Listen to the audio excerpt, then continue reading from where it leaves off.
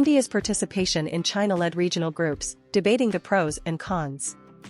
The recent Shanghai Cooperation Organization, SCO, foreign ministers meeting in Goa has generated the usual photo ops and likely some consequential outcomes in behind-the-scenes negotiations.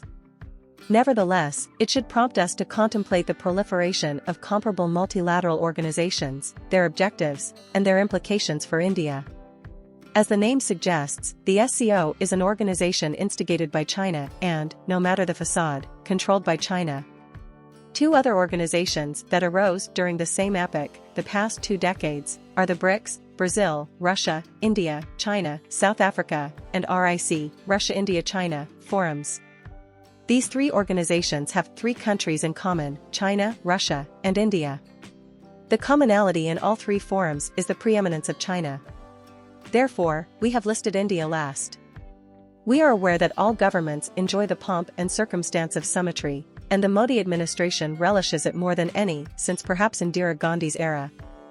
However, we must examine the drawbacks of participating so ardently in 3 regional groups controlled and dominated by China, with Russia as its obedient supporter.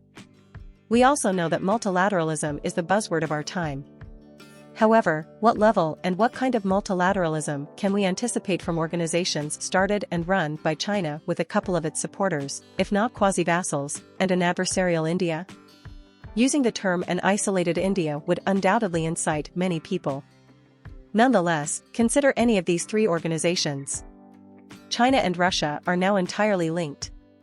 The Russian Foreign Minister, Sergei Lavrov, can attend an influential intellectual gathering in Delhi, ORF's Raisina Dialogue, and chastise both his host and the Indian audience by reminding them that the only country with which they have a written strategic alliance, treaty, is Russia. This comes in a country where 3 successive prime ministers over 25 years have praised another critical and natural strategic partnership, albeit with the United States, not Russia. This SCO meeting, more than any other in recent times, serves to emphasize India's current geopolitical predicament. It is compelled to devote so much time and effort, invest so much political capital, and feign fake smiles in a group where it has numerous significant areas of interest. It cannot distance itself from Russia, which is now considerably weakened and intimately linked with China. At the same summit, at the same tables, India cannot be seen as anything other than discourteous to the Pakistanis. However, can it afford to scowl at the Chinese?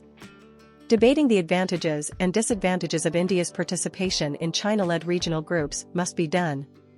The country's long-term strategic interests must be weighed against the short-term gains of engaging with these organizations. India must carefully consider the implications of its involvement and determine if the benefits outweigh the costs.